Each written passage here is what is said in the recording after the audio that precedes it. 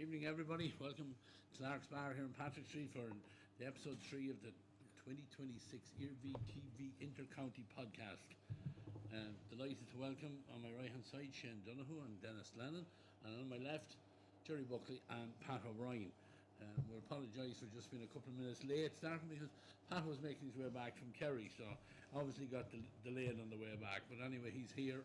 We're all good and ready to go. Lads, we had a busy weekend. County football team, county hurling team and ladies football team all in action over the weekend, and probably start with the football tonight. Good win for the lads down in Clare, down in Ennis yesterday.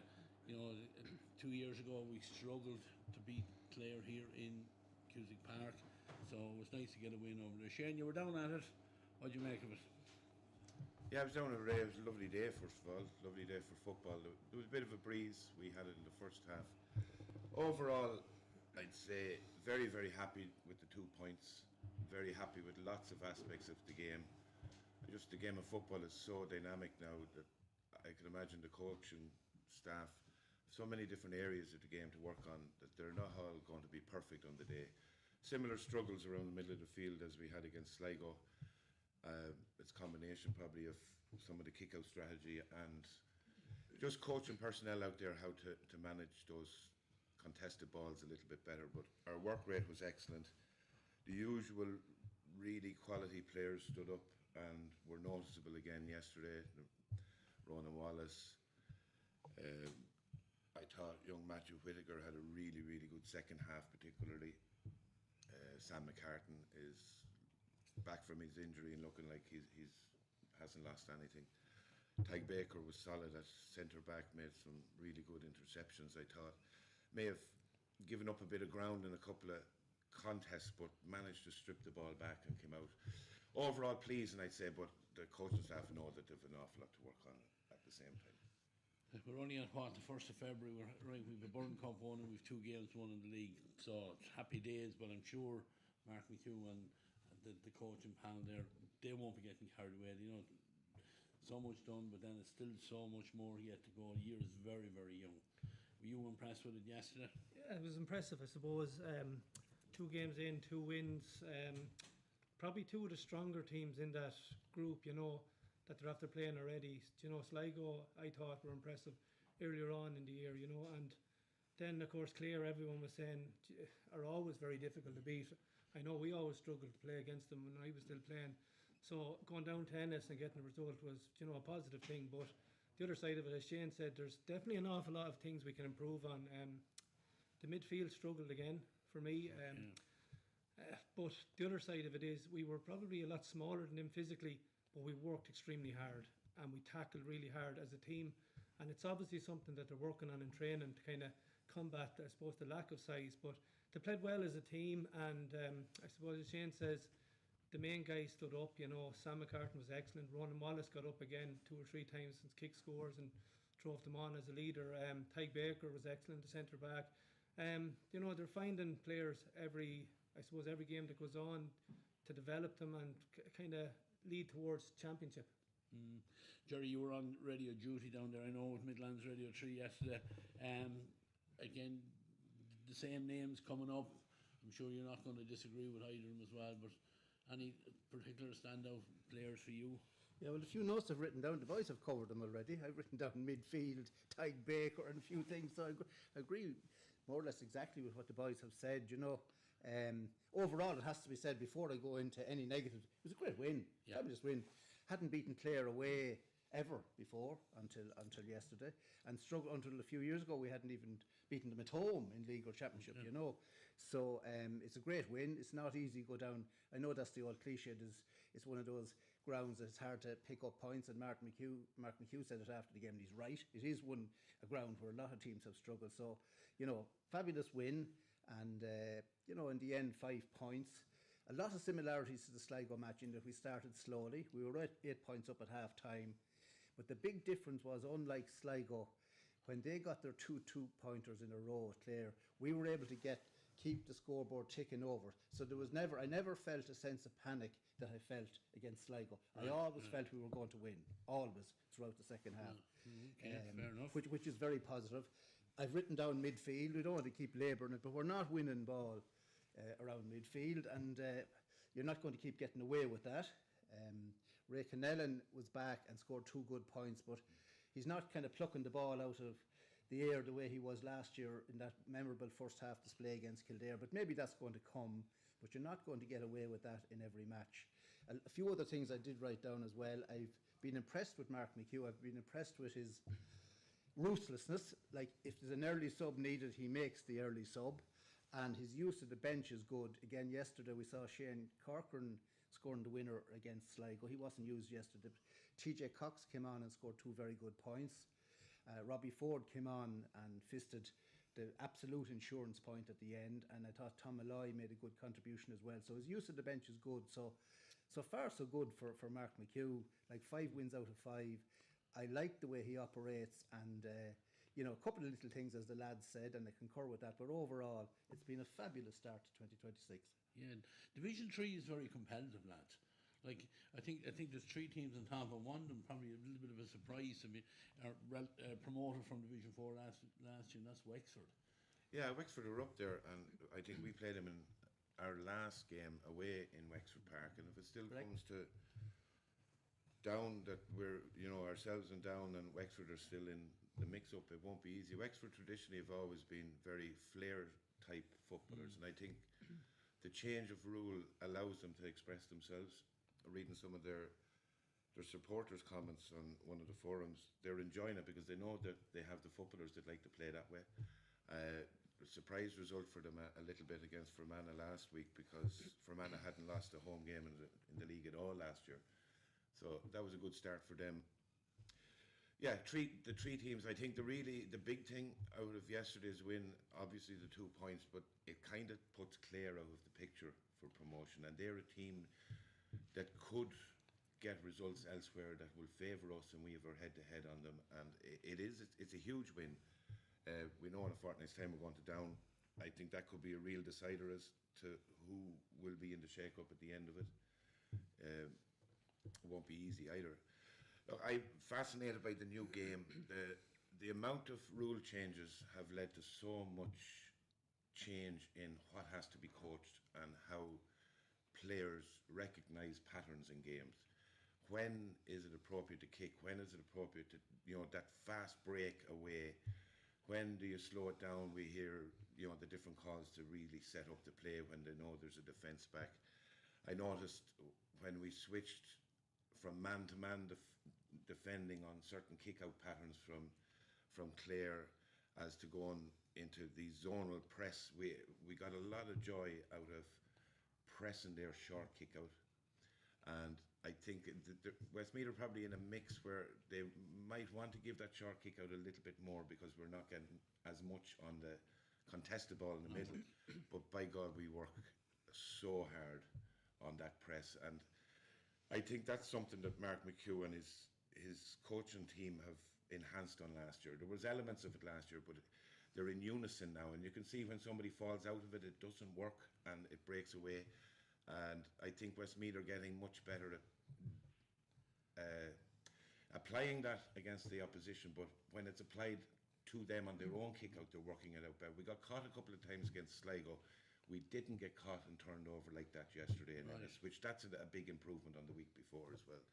But there's so much, the game is so different that these guys have to learn it. And you can see the really intelligent footballers are adapting very quickly, and that's why they're the same names that we mention week in, week out, I think. Any problems with rules yesterday? Anything, listen to Kieran McGeaney on Saturday night about the breach where a player has to come off, coming over to say he needed to be replaced, and the free given for it.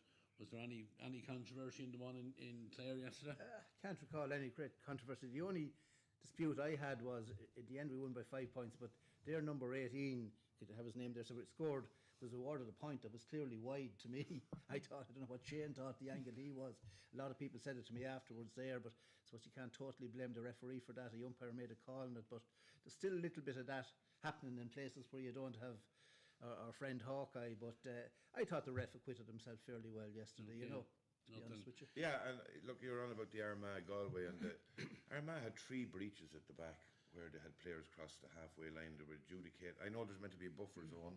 That's what annoyed McGeaney, that they weren't directly interfering in play. But Westmeath, I don't think got caught for it last year. I think they've nailed this very, very quickly, and that's communication, and that's a lot of it is coming. Jamie Ganood is obviously in coaching and is involved very much in the defence, and is very animated on the sideline, but it's like having a seventh defender, like a sweeper almost, because he's calling direction on everyone, and he keeps control of that there's no breach. And other teams probably are mixing up their panels a bit and haven't played as much with each other, mightn't have that communication. But I think Westmeath nailed that very, very early last year. I don't think we'll see it from them, to be honest. Good stuff. Dennis, I just wanted to ask you, when Jerry was talking there about Clare, was it down in Ennis against Clare, or was Paddy's last game? Westmeath? Am I right in that? 2005. I'll never forget it, to be honest. It sent us out. That was their last game under him.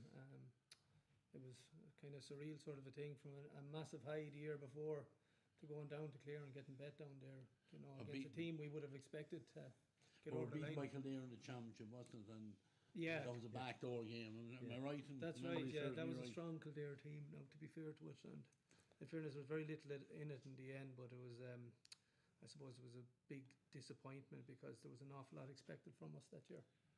Yeah, no, just when Jerry was saying that it's been a long time since we won a game down there. Well, we've never won one. Never won. And that one sprung to mind. I thought that was the end of the Piochet era. But I think Jerry hit the nail on the head there. What kind of stood out to me about the weekend was some of the names that were on the pitch at the end of the game. When I seen TJ Cox stepping up and kicking scores, and then Tom Malloy, and that.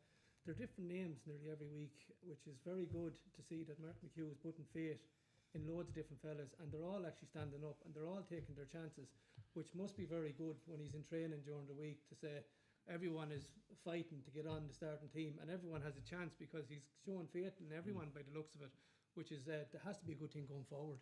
Yeah, I think he spoke about that, Dennis, the importance of building a panel, and you can't build a panel unless they get game time as well, and I think he's quite clever that way.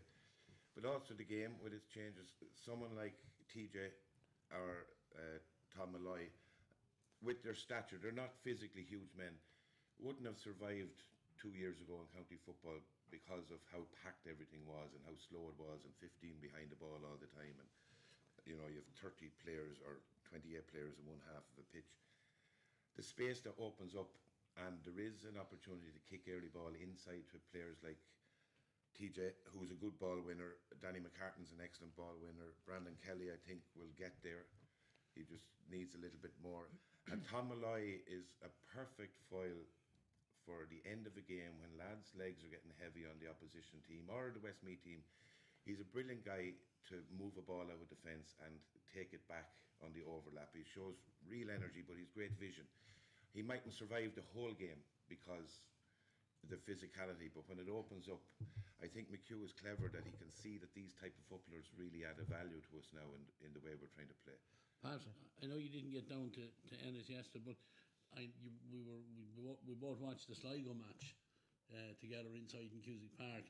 Were you impressed with what you seen that day, or the work of the management and the way they're handling things? Oh yeah, you'd have to be impressed. I suppose the first thing that came to strike my mind was Jerry was unable to go on a rant about home support. Yes. We had a good, really good support, and even when the doors opened to get out, I mean, there was throngs going out, so it's great to see, and that's going to continue now, because McHugh, like he's cut from the cloth to Jimmy McGuinness, whether you like it or not, and his work rate on the training ground is the very same. You can see they're extremely fit. There's, as the boys said, there's a huge understanding of what they're about. If they can find at least 3 good 2-point kickers, you're going to be a serious team to beat. Now, what I liked about them was they don't panic. They let the opposition come with the ball, and once they overturn it, they attack straight away, a counter-attack they call it. But they're gone at pace and speed. But we were lucky against Sligo, because if you recall back, in the second minute of injury time, Sligo had the ball and they were retaining the ball, and number 8 slipped. Yeah. and the ball spilled to Tom Malloy, who quickly released, was it McCartan, I think, and he tipped over the equaliser. And all of a sudden, the only ball we won in midfield, we won it from the kick out, and we got back in. But you live on your luck. Last year, the other man, McCabe, had huge performances, but he couldn't get over the line with any bit of luck. He's having the Very same. same thing as happening. Exactly, I said that. Same thing It's still happening Yeah. to the poor man, because he went to Cork and he had a fantastic performance and got a 2-pointer with the last kick of the ball. Yeah. And it happened again yesterday above and me against me. Against But me, yeah. you yeah. need luck, and maybe this man has it. So it's good for the football faithful. It's, you know, it's very enjoyable to watch, and the likes of the people that would be kind of come they go they actually will go if the weather permits. They will definitely go to these games, you know, because they like to see what's going on, and it is entertaining. I think somebody sent me a little thing last night. They listed 9 games where Dermot McCabe was manager, 7 under Westmeath, and his first 2 for Cavan, that they've lost by a total of 14 points. Yeah. But they've lost them all. No, Yeah, yeah, no. And- I look at that's but it's at a different level. You look at that Division 2. Yeah, You know, the reality is our lads are probably just edging these games in this division, where we were losing them obviously last year in Division 2. But I think they're with the momentum of winning, they'll learn quicker with these new rules, because they can introduce a couple of more passages of play and types of play. Like Pat talks about this fast break or counter attack. That can't be done all the time, because 70 minutes of that sort of running is not possible. And I think what they're trying to balance and learn is, when is the best opportunity to do that? Is there an opportunity to kick it earlier than that? But when they run, we're phenomenal. And we finished the game very, very strong yesterday, fitness-wise yesterday as well. It's very much, as Pat said, it's out of the Jim McGuinness School of Training.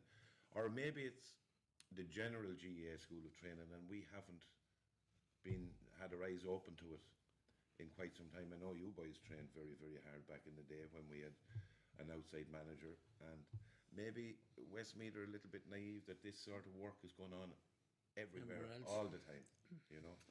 Yeah, well, look, and I think Mark McHugh deserves a lot of credit for pulling the backroom team around him that he has, and you know, from S&C to all the coaches, assistant manager, and all the coaches that he has there. It seems to be working well, and I suppose, you know, as he said to me after one of the games, when you win a game, the players get the belief that what they're being told in training is working, and I suppose there's nothing breeds confidence like winning. And I think that's why Division 3 is going to be helpful for us, Ray. That was my point. Division 2 is so stacked at the moment. If you look at like Derry and Tyrone, I don't think we'd be able to live with them, because they have very similar conditioning. Their top players are as good as ours and better in places, and our frailties would be shown up far more. We have them. We shouldn't be naive. Two brilliant results in the league, and it's what we want. But there's a huge body of work to continue in there to improve this team. Just 1 or 2 other very quick points on that, to concur with what Pat said. You know, I didn't rant about the crowd. Was very good, and was very good, I thought, in Ennis yesterday. And a succession of Westmeath hurling and football managers have asked me on the QT, have been disappointed with crowds. I said, how do we get crowds in? I said, you win matches. You win matches and crowds will come. And the other thing, just to say, and it's not meant to be a negative, but Mark was at pains at the end of the match to praise Carlstown Kinnegad for allowing them to use the pitch on Thursday to train. He said we were struggling to get a place to train, and he was fulsome in his praise of them. And it just highlights again, and we do accept a start has been made, the urgency to get things moving, so that this isn't an issue that's been talked about the whole time. So he was at pains to praise Carlstown Kinnegad, and I just thought I'd give him a plug here for that. Yeah, absolutely. If he said it, juries will be on the airways anyway. But you know, I'm sure it's not only Carlstown Kinnegad. Every club that can at all help the county teams are doing it, and that's both football and hurling. We know the job it is to get them. I've been there, Pat's been there, lads have been there. You know, not knowing until 2 hours before you go training where you're going to is an absolute nightmare, and especially for these outside managers coming in, they're maybe not used to that kind of, you know, pleading and begging to get on pitches, which with the weather we're after having is very understandable with clubs and stuff like that. But lads, a quick one on the league. The leagues are it's a great competition right now. I know there's a lot of, you know, mentioned about Allianz and whatever else. We won't talk about the sponsors, but the league itself, like Shane alluded to it there, Division 2 was hugely stacked, and Offaly are finding that out at the minute. But like every one of our games are winnable or losable. Like it's a great balance to it. Well, totally. When you look at that, when you look at the Division 3 at the start, there are lots. Now we've beaten two of the better teams, as the lads have said. It's a great start, but we're not over the line by any means. And I hear people saying, if we beat down, we're over the line. We're far from over the line. You've already alluded to Wexford. Limerick are a decent team as well. There are lots of difficult matches left in it. And so there's nothing simple. It's a great competition because you're playing against teams roughly your own standard. And the championship is not always the case, although the advent of the Tailteann Cup has compensated somewhat. So it's a great competition. But my target has always been for Westmeath to get to Division 2 and stay in Division 2. Probably not good enough for Division 1 as things stand. But if we could get to Division 2 and stay in it on a long-term basis, I think we'd be in very good health. Fair call. Anyone disagree with that? No, sure. Even like when we were going well, like, remember 2008 when we beat Dublin in the league and that, like we went on the championship, we had a great run in that as well. Right. Playing against the top teams does actually bring you on as well. Your reactions, your work rate, everything is brought to a higher level, and that's why you perform better. I think it is a small concern that Westmeath are in Division 3 because I think a lot of them are better footballers than Division 3 footballers. I don't think there's an awful lot between Division 3 and Division 4 teams. That's being honest about, but there is a big jump up to Division 2, and that is where the Luke Loughlin's, the Ronan Wallace's, the Sam McCartans, that's where them lads deserve to be playing football because them lads would make any team in the country. Right. So they want to be playing with, testing themselves against them, as any good footballer wants to be. They want to be on the big stage against the big teams to show that they're well capable. Look, lads, for now we'll park the football for the weekend. Congratulations all round to them, and the old Fianna Fáil adage, lots of work done, but plenty more to be done yet. Mark McEwen, I'm quite sure he won't be getting carried away. He'll be happy with 2 from 2. We can't ask for any more of him, but as Dennis says, nothing won on it yet. Just before I leave the football, we had our Player of the Week poll last weekend. Week 1 winner, Jonathan Lynham, for his performance against Sligo, particularly the 2 goals. So. And that was an Instagram poll, so congratulations, Jonathan, on that. And we've 3 nominations for this week. Sam McCartan, Ronan Wallace and Tyke Baker. I think they're fairly obvious because I've listened to the 3 lads who were at the game.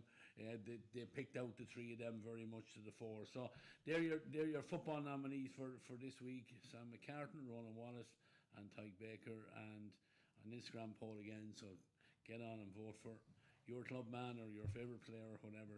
But the 3 lads, worthy recipients, and nice to see Tyke Baker in there just out of the under 20 age grade and doing very well. And his connection to Clare, of course. Absolutely. He would have enjoyed that performance yesterday. Yeah, and his father wasn't at it because his father was down in Kerry with the hurler, so bittersweet one there anyway, but well done. I'm going to talk a little bit about the lady football game that was on yesterday as well, and defeat for the girls to Tyrone. Fantastic score, 6-6 for Westmeath, 4-15 for Tyrone. Our producer Tom Brown was at the game. Tom, you give us a summary of the game, the new rules and standout players for the ladies yesterday. He's behind the camera, lads, so don't worry about him, he is there. Yeah, what I will say is the crowd of the game was very, very good. It was my first time seeing the Westmeath team under the new rules. A little bit of shadowboxing, I would say, going on in this game. It's the league, but these 2 teams will want to be competing for the intermediate All-Ireland later in the year. Tyrone were in the final last year and beating Westmeath in the semi-final. Sarah Dillon was the big news, didn't start for Westmeath. In her place was Rebecca Higgins from Goldsmith Girls.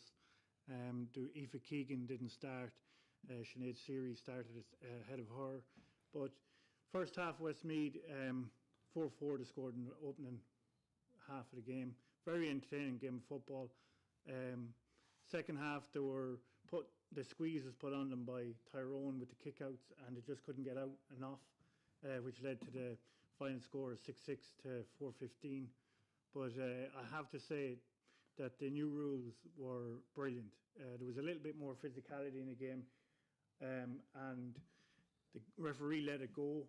And I think it will clear up a lot of the kind of instability in the refereeing where there was easy fouls given. I think the new game is going to be brilliant for the ladies' game. And then Anna Jones, absolutely phenomenal for Westmeath, playing at centre forward. She scored a hat-trick of goals, but probably the highlight for me was her catch in the second half. Big high ball came into her, and it actually took she was going a different direction to the ball, caught it over her head, laid it off for a score. And anybody looking to kind of look for an up-and-coming talent within Westmeath, Katie Kilmurray was absolutely sensational. Lovely footballer. And I would encourage a lot of the Westmeath faithful to kind of go out and see the girls play, because there's some great talent coming up there. They have a lot of experience, but Frank Brown probably will be disappointed with the kind of mistakes that led to the 3-point loss, but overall he got to blood in a few new players and it was a very entertaining game. Tom, talk a little about the new rules. Game getting more physical now for the girls, and I think that's what they were looking for in the game. Yeah, well, without being too rude about it, it was like a normal game of football, men's football. There was tackling goal in. Previous to this, if you tackled, it was almost automatically, and you made contact with the player, it was almost for free straight away. But now you can tackle, you can shoulder. What I would say is it'll probably deter the 16, 17-year-old kind of light forward from taking a step into the Intercounty senior setup, because it is a lot more physical of a game, and it's positive. Good stuff, good stuff. Unfortunately, you know, 2 defeats from 2, I think it is. We're beaten up in Donegal last weekend, yeah. I think. So we're looking at lots of time there for the girls to get back in the winning ways. Before I go on to talk about the hurling game yesterday, I just want to mention the President's Award, Luke Glasgow Award, to a very worthy recipient, Kevin Jordan from the Southern Gales Club. Seen the video of it. It's a nice piece, and I mean he has been some volunteer for the GA. I mean he's anyone that ever played hurling down around Athlone and went down to play Southern Gales, you always met Kevin Jordan down there. He played for long enough. It's a great reward for him, and I know his son Owen is in Australia at the minute, so he does listen in to the podcast. So congratulations to Kevin. It's a great award to receive, Jerry. Yeah, here, yeah. Smashing guy, well deserved. Yeah. Exactly the type of person that award was instigated for. I wish him well, and I wish Owen well in his travels. I was in touch with him there when Maris were going well, and he was watching the games on Clubber, so we'll be talking about the college's final shortly, and he'll certainly have an interest in what we say about that. Absolutely. Right, going on, hurling. We made our debut in round 1 of the hurling league, and we made our competitive debut down in Austinstack Park yesterday, down in Tralee, and came out of it with a draw. Pat, I would say probably on the way down, if we thought we'd get a draw, we'd have been delighted with it. But I think in hindsight, then we were disappointed we didn't get a win out of it. Yeah, look, at going down, the closer the game came, we were more apprehensive due to the fact that we felt a little bit undercooked going into the game. Like, in all fairness, we only had 1 game in the Walsh Cup, and then we had a bye in the first round of the league. And the weather being so poorly, they were organising bits of challenge games and they were falling through. So they were going down a kind of, I suppose, in the dark, from a management point of view. They had to figure out positional sense and who, personnel and where and what. So it was a learning curve for everybody. So I'd say definitely they're happy to have something on the board, Yeah. Kerry would be no world beaters. Now, the game itself, it was Division 2 when you have Division 1 and A and 1 ahead of it, because the standard was very, very average. A lot of pedestrian hurling, a lot of kind of going into the tackle too much and instead of moving the ball faster, a lot of contact, a lot of physical contact. And Kerry were that bit more physical than us. They were bigger men all round. Westmeath deployed, like in the game against Dublin, a kind of a sweeper. And to me, it doesn't really work, because, it dilutes your forwards. And if you're playing against 6 big, strong defenders, which we were, and 5 forwards, you're always going to be up against it. But they changed the system a little bit in the second half. They went more back to orthodox, but that was a kind of given to them maybe the fact that Kerry had a man put off, in about the 25th minute. But Kerry also would be very aggrieved that they didn't actually win the match, because they had enough of possession. If they scored half the wides they hit early on, they probably would have been further away, that we mightn't have got to catch up on them, But we did start the game, I suppose, tit for tat. We actually went 3 points to 0 up, even though Kerry seemed to be in control, had a lot of the ball, but we actually got on the board, But then we gave away a goal. Gave away a bad goal. We did, kind of, Kerry was their first score. It was about 15 minutes into the game, and it was about a goal. We had the ball, we went short for the puck out. It didn't work out, and I suppose Sean, in fairness to him, his first game, senior championship, he probably would have been a little bit disappointed with himself the way it got in, But that's learning curve as well, So the second goal they got, actually, it's like the Red Sea opened up. The guy picked it up in the half back line, and he went the whole way up through the centre, passed by as many maroon fellas as he met, and it ended up in the net again.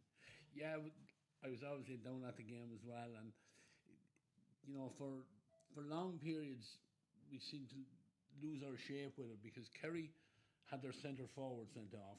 Yeah. We were playing with a sweeper, which obviously meant they had a sweeper. They had a spare man back. Their centre forward gets sent off, and we didn't push up on the sweeper. Now that, I get no Einstein when it comes to hurling around by any manner of means, but looking at it from the top of the stand, it was crying out for us to go, push up forward, and try and win more ball up front. Like you said, Pat, we're not the biggest team in the world. We had two debutants yesterday, I think. Our goalkeeper Sean Jackson mentioned, and Hugh McKeown playing cornerback, and the both could, like, Hugh McKeown is excellent. He was 1-1 a couple of times. Conor McKeown, I think it is. He was 1-1 against his man. He won the battle. Couldn't do any more than that. And we're going with inexperienced players. Yeah. And inexperienced players will bring mistakes. Yeah. And you have to have patience with it. Obviously, I couldn't get to Kerry if I went to Ennis, but I watched a lot of hurlers the last few years. This time last year, Pat, you made a statement about what you saw above an Antrim for the first day out, and the lack of energy and the lack of whatever. Have you seen a change in that at least? Absolutely. And I think there's a huge amount of young lads, we know that, but the environment has to be... No, that's 100% improved. I mean, you couldn't criticise anybody that was there yesterday for lack of effort. Everybody put his shoulder to the wheel, done everything that he thought he was doing right. Nobody could put their hand up and say, well, I could have tried harder. That's not an issue at all. That's brilliant and to hear. in the game also against Dublin, and Dublin are a superior outfit at the moment. You must remember Dublin were in an All-Ireland semi-final last year. Yeah. And our lads worked extremely hard in Parnell Park that day.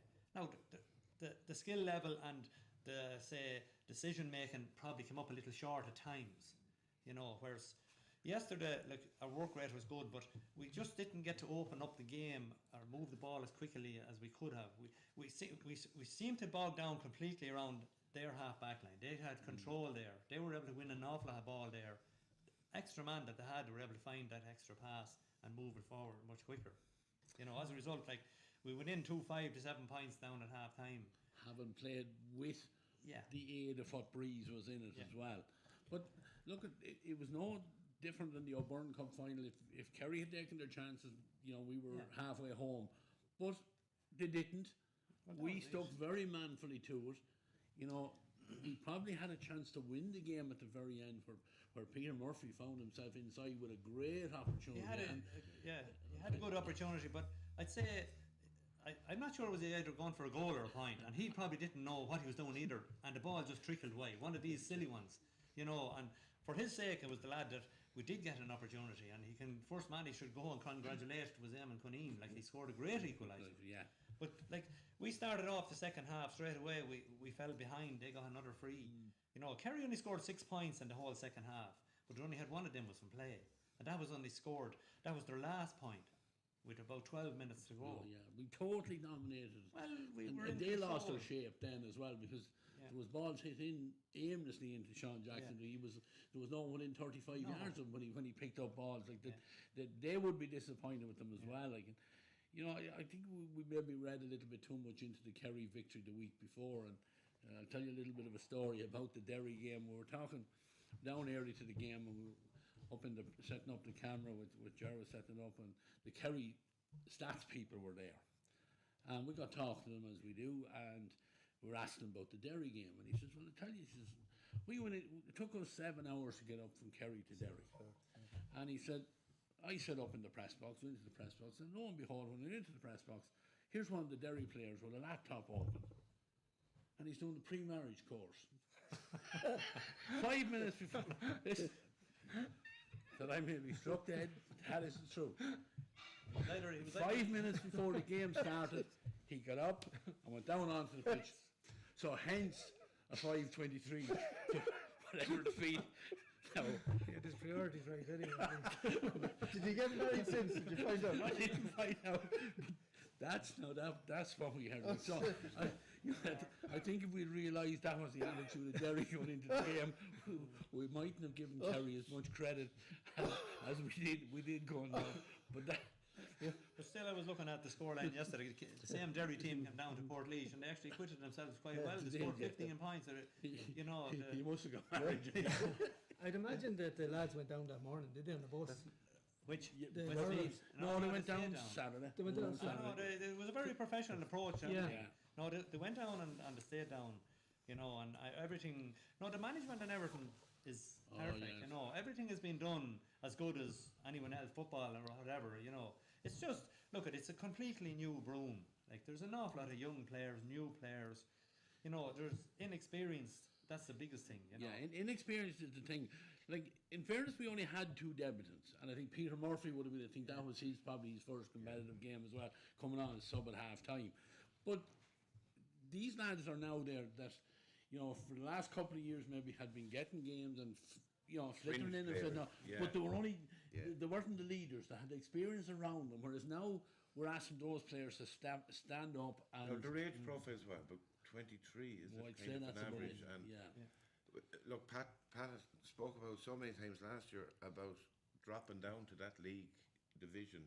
There'll be no pretty hurling, and it will be dogged, and no matter where you go, and the weather and the time of year, a lot of these lads are really beautiful summer hurlers because of their frame, their age, their skill sets, etc. So it's none of it's going to be easy in this league at the time, but to hear that attitude is right, the professionalism there, the work rate is there. Of course, there's errors and little mistakes, but when you have the foundation of something right, look, McCabe and McHugh proved that last year with their footballers.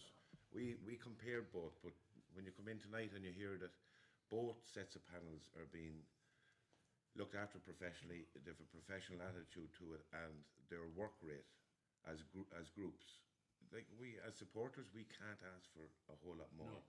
The rub of the relic or whatever it is that Jerry likes to talk about. Paddy invented it, as Dennis will vouch. Of course we need that, but it's the fundamentals, the no-skill stuff, as they say. If we're getting that right, we're in a good place for the beginning I of the suppose year. they went down to Kerry and they got a result, and we're talking about professional standards. It's great to hear that the hurlers are doing that, because even there this evening I went into the Park Hotel to do a bit of a session, and Luke Loughlin was in there doing his kind of cool down and such, if he ever does cool down, but he was in there doing stuff professionally, getting the body right for the next game. But there was hurlers in there as well, and they were doing the same thing. And I said it there last week, I hadn't seen it before. They're treating it very professional, and you can see maybe that's the reason they did get a result down there, because they could have went down and not got a result, but they did. They went down to Kerry, which is never an easy place to do, and got a draw. So that's a positive. Yeah, can I just say too, I did a slot on Radio Kerry on the Saturday afternoon, and I don't like making excuses, but I listed all the fellas, like the lads in the press box down below who I got to know well would be, they'd know Jogger Doyle, they'd know Niall O'Brien, they'd know Angus Clark, they'd know Liam Varley, they'd know Dara Clinton, they'd know Robbie Greville, they'd know Niall Mitchell, and I just listed all the fellas that were going to be missing, because partially fearing that things mightn't go well. So in the light of that, obviously wasn't there, and going on, we had an informal podcast in the Barack Obama Plaza in Moneygall on the way back. We bumped into each other, and what other people have told me, in the light of all that, I think it's a terrific result for a new team, and I'm hearing positives too. I was extremely critical here last year of the first match in Belfast, and took no pleasure in being critical. I thought it was a shambles, and I said so at the time, and it's much easier, and it's been very pleasant the last few weeks to be able to talk positively. I took no pleasure in saying that, but I thought it was a very, very poor effort. So from what I'm hearing yesterday, there was a huge improvement, and a point in those circumstances is a very good start. Yeah, I think that's fair, Pat. It was, yeah. you know, going down yesterday morning, we definitely would have, if someone offered us a draw and we, you know, heading through Nina, we'd have probably turned and went home with it. Oh, absolutely. Like, you know, a point is a point. It just leaves it in a precarious situation going forward, because Laois would be the team that everyone has to kind of knock off the pedestal in this division. And like, it means now that both Kerry and Westmeath will end up playing them. We have them at home. I'm not sure where Kerry's game is, but we cannot afford any more slip up, if you want to call it that, because Laois will be very, very difficult to overturn. Now, maybe we will, I don't know, but we have got it hard in the last couple of seasons to get the better of Laois. But it means, let's say for argument's sake, that both ourselves and Kerry weren't able to overturn Laois, we'd finish second, joint. And I think scoring difference probably comes into it then. You know, and that's a very awkward one, because you just don't know. Like, in fairness, Kerry, they got 5 goals and 25 points, I think, above in Derry. You know, they have a good foothold. So our aim at the moment is win all the games that we are capable of winning, and see where the Laois game brings us. And hopefully maybe Kerry could slip up. Now, just looking at, on the second half yesterday, the management probably would be a bit disappointed to the fact we did win the 10 points to 6, but 6 of those scores, and the very first score we got in the second half was from Johnny Birmingham, who was number 6 from play. And then the next 6 scores we got were all dead ball situations. And we scored 3 points from play to finish the game in injury time, the 3 of them. Killian got 2, and Eamon Cuneen got the other one. So our main scorers, their numbers were 6, 8 and 9. But in fairness, Killian had gone in, had a good move, which I think in my book would be the right move. Killian at the edge of the square. He got 2 points when he really needed them, and it just meant that he kind of he was a wiser head in there. He just knew that positional sense and where to be. Now I'd say he was frustrated with himself afterwards. 2 frees got away from him. We always put Killian down as a 9 out of 10 man. 2 got away from him yesterday, and as a result, he passed over the mantle to David, and he was very good. Yeah, but you know, so look at. I give great credit to Killian for that. Yeah, for the maturity he showed. Exactly. He knew he wasn't. Yeah. You know, he missed one the first half, he missed one the second half, and he knew that himself. He wasn't striking and cleaning, and he just handed over. And David Williams, he ended up missing a 65 as well, and one it was a crucial one at the time. But it was a very funny game, because if we were to mark our players, you know, on a 1 to 10 for form, there was probably no one above a 7. Yeah. And, on either side. Well, definitely for us anyway, and probably no one below 5.5. Yeah. But they can play an awful lot better now. They're playing Meath at home here next weekend. Now, Jerry, we'll let you go on the rant again about the home support, because I think I nearly counted every Westmeath person that was down in Tralee yesterday. We need support for these lads. There's a blank week in the football. Absolutely. So, you know, if you're a Westmeath GA supporter, you can't be one or the other. You have to be both. And I would ask, and you know, you always do, for the hurling people and the Westmeath people in general, come out. This is a young team. They are doing everything so right. The management are doing everything. Kevin O'Brien deserves huge credit.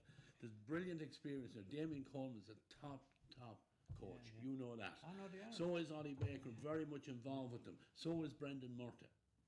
You know, the whole setup is absolutely 100% professional. These lads need as much support. Pat talks about we can't slip up. Now, Johnny Rebel will come in to play Westmeath next week with Meath. It's probably the first time he'll be playing against Westmeath that none of his brothers are going to be playing. So he won't have any issue in knocking us off our pedestal. He know all the young lads and whatever. I will ask all Westmeath supporters to come out next week and get behind these lads, because Kevin has done what we've been calling out for the last 5 years, a local manager going with a whole new broom and just wiping it out and starting afresh. There's great talent there. I thought Shane Williams was outstanding yesterday in an unusual role. Yeah. Johnny B was excellent.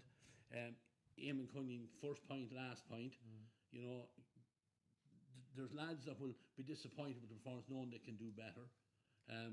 I think I actually even made a mistake yesterday because I was covering and trying to get information back to people on the Twitter zone, and I had inadvertently thought that it was Killian that was sent off. So apologies to everyone from Raharney and the Doyles and the whole lot, because it was actually Darren McCormick. It was kind of confusing when it happened. No one seemed to see anything except the umpire, but Darren, I'd say, was a little bit frustrated. Things just didn't go well for him, but there's a lot more to come from this team, and starting next weekend, and hopefully they will get the 2 points on the board and drive it on for the rest of this campaign. Yeah, well, that's the objective. Like, I mean, as you always want to be winning your home games, but it's Meath. They'll always bring, that fight to Westmeath. No matter if you're only throwing darts, they'll tear into you. And that's what to expect. But I said it last week. Kevin is a very positive person. He speaks positive all the time, and he'll find as much positive out of that. He'll probably identify, where their slip-ups were, but he won't highlight them out. He'll individualise and talk to players and say, look, yourself, you made these mistakes. This is a thing we just need to eradicate. Small little things. But if we keep working, it's disappointing now that the likes of Darrow won't be there next week, because he's a big man. But it's an opportunity now for Killian, I think, to be pushed in there into that area, because he is a score getter and he has that cleverness, and he's a kind of like, as I often heard, a good corner forward. He might let the corner back win the first ball, but he'll bury the next two. Yes. He's that type of a player. He won't always go hell for leather for every ball, but the ones he does get, he does put them away. He knows what to do with them. But the young lads acquitted themselves very well. Overall, we dug it out. We got the last 4 scores. Yeah. We were behind. Kerry were ahead at half time. They actually scored first in the second half. They were 6 points up. They were 2-11. The 13 points going into injury time. And we scored 4. We got a 65, and then we scored 3 from play. But I think, Shane, that answers your question in regards to fitness anyway. We finished very, very strong, so look, at credit to everyone. It's a pity in the end we didn't get, we had a chance or two near the end to get the win. It's just a pity it didn't happen, but as I said, 1 point is better than nothing coming over there. Yeah, as you rightly say, Ray, we've been kind of spoilt a bit with glamorous opposition, hurling opposition coming to Cusack Park for the last number of years. They're not a glamorous outfit, I suppose, in hurling terms, but the only way we'll play glamorous outfits again is to beat the less glamorous teams. So come out and support these lads, please.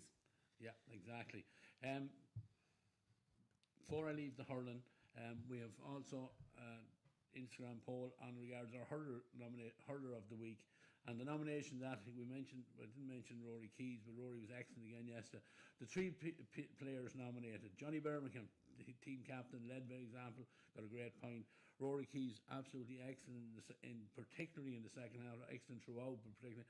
And Eamon Cunningham has to get involved here, because Eamon, a beautiful line ball to open the score, and then the equaliser off his, I think it's fair to say, Paddy's weaker right hand from about 50 yards out into the wind. He's a long way out. Yeah, lovely score. So there are your 3 hurling nominees for this week for our hurler of the week. So Johnny Birmingham, Rory Keys, and Eamon Cunningham. So again, get on Instagram and get voting on that.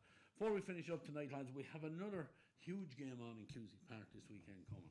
Jerry, I know it's one of your favourite competitions, and that's the Brother Bosco Cup final. And nice to see an all-Westmeath team, the Maris against Colostua and Mullingar.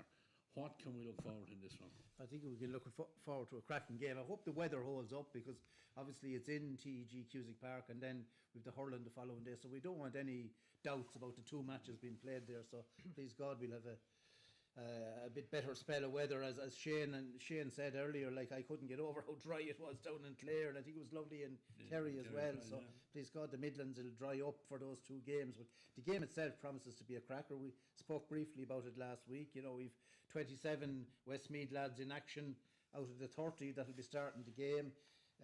I did a piece the other day with the 3 Mullingar managers, Brian Murta, Dean McNicholas and Matt Carney, and they're looking forward to the game. They'll be favourites for it on the basis that they're the holders and have a lot of last year's team. But I've seen Marist, as I said, the last 2 matches they've absolutely ridden their luck.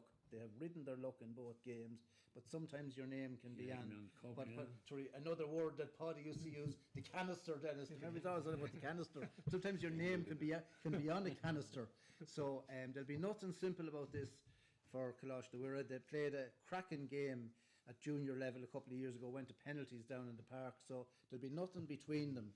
And I suppose we're on a winner one way or other in that it'll be a Westmeath team, but from a Mullingar point of view, obviously they're all Westmeath, and may the better team win, but I'm looking forward to a fabulous game of football. I think it'll be a very, very big crowd. I'm delighted it's in Mullingar. I think it'll be a travesty if it went outside the county. You know, I'd like to see the businesses of Mullingar get the business, you know, whatever pubs and shops and everything else, not going to other counties. And I think it'll be a cracking game. I think Kalash Dawira might get over the line, but it's bound to be a close one. And who knows, we could have drama and extra time or shootouts again. After seeing an awful lot of those in the last few matches, and may the better team win. They're both Westmeath, but I think the game of football will be the real winner. It's the first year, don't forget, of colleges being played under the new rules, and there's lots of lads capable of kicking 2-pointers. I saw James McHugh kick an unbelievable 2-pointer out in Kinnegad to bring the RD match to extra time. So, you know, we've all the skills. I've a long-standing fan of colleges football, and I think we're in for a big treat next Saturday. Dennis has a huge amount of talent on view in this one, and I think one player you know plenty about, and we'll be looking forward to seeing him next week, is Will Scahill. Yeah, I suppose at times you nearly feel sorry for Will, because there's an awful lot of expectation on him because he's so good. Like, he really is the complete dual player, of course. Yeah, dual player and that, you know, and there's an awful lot of pressure on him. They won last year, so I know from talking to people, young Henson is back for Athlone, and he's surely going to go in there and be given the job of trying to mark Will. So there's an awful lot of pressure on him. But the other side of it is, there's a McHugh lad there, as Jerry spoke about. He scored, was it 3-5? 3-5, yeah. 3-5 in the last match. Yeah. So, like, huge quality. And I know he's in with the under-20s as well. And from what I'm told, he's actually kicking the frees for the under-20s. So he's taking that role off him. So that's huge quality. Like, they're not going to be coming up to Cusick Park next week with any fear. They're the team that are the underdogs, but they'll have full belief in their own potential and the quality of players that they have, that they could get a result. So there's an awful lot of pressure on Closhmore. In fairness to them, like, I wouldn't like to be in their shoes, do you know, really and truly, because they're a good team, but they're also playing a very strong team. Shane, you familiar with many of the players? Yeah, I'd have seen. Yeah, obviously watched a bit of Closhmore last year. I've watched them a couple of times this year. Roger Bridge played them. Roger Bridge would have been very disappointed with their performance that day, because Will Scahill actually went off quite early in the game. He took a heavy belt from the goalie, the Roger Bridge goalie, lad from Clonard, very, very good footballer. So I've seen them a few times. Marist, I'd have texted Kevin Fagan and chatted to him a bit, and there's a few, you've mentioned Henson and McHugh, there's a young man from Garrycastle, Dara Glennon, and I'd have seen him, a lot of them growing up, because Minton Pass and Garrycastle actually played each other a lot at that age group. Now, he's a very promising rugby player, but a physical specimen of a young man. He's a huge man, but he's got all the basic skills of the game. Where they're deploying him, I'm not sure. Garrycastle used to play him at centre forward.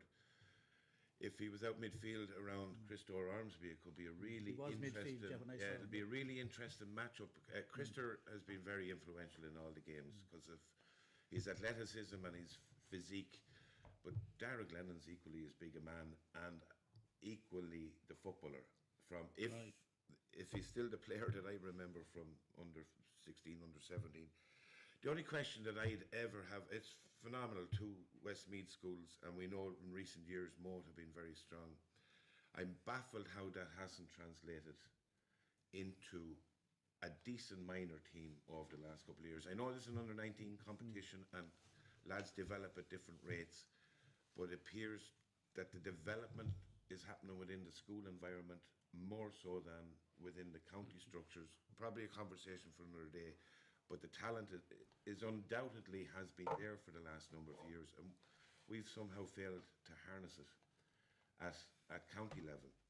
It's a brilliant competition. It's a long time since I played in it, but I loved it too.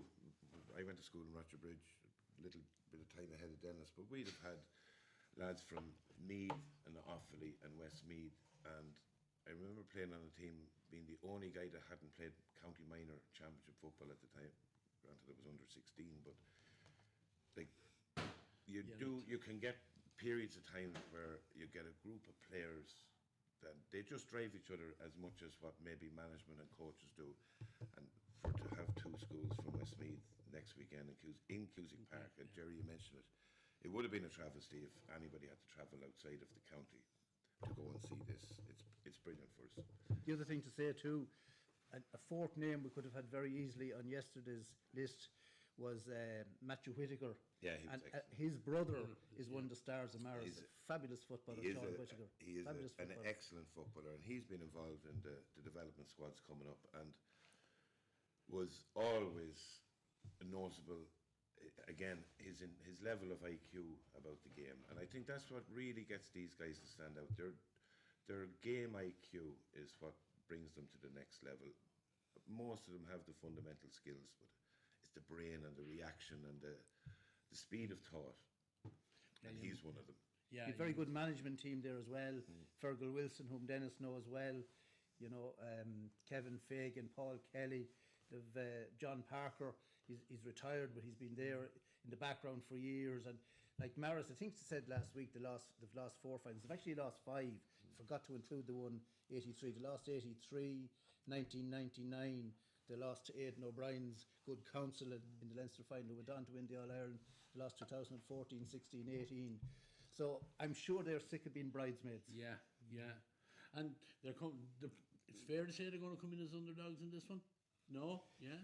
I think it is, and that's great for them. And I think Orangebury is still a doubt. I don't think he's trained or done anything since he got the injury, which that'd be a big blow to Closhimurra, because they're very dependent on him around the middle to control the game and get the ball into these star men, these scorers and stuff. So definitely, if I was in the setup with the Marist, I'd be looking forward to Saturday. I suspect he will play. Personally, but whether the layoff won't have helped him. He's a huge lump of a man beside him, a monster. Rory O'Brien. He's 6'9", I think. 6'7". I don't know. I was told 6'9". I don't know. We give or take an inch or two, but a big lump of a man. Let me put it this way: when Pat Snavin saw him coming out, a few hardened Mead men behind me were scared. Said, "Geez, you wouldn't like that fella running into me," But I've seen him play very good games and lesser games. But if he clicks alongside Ormsby at midfield, it could be the winning or losing of the game. So I think this is going to be a mighty contest. If Stephen McQuaid lights it up inside beside Correct. Will, like we talk about Will all the time, and he's phenomenal.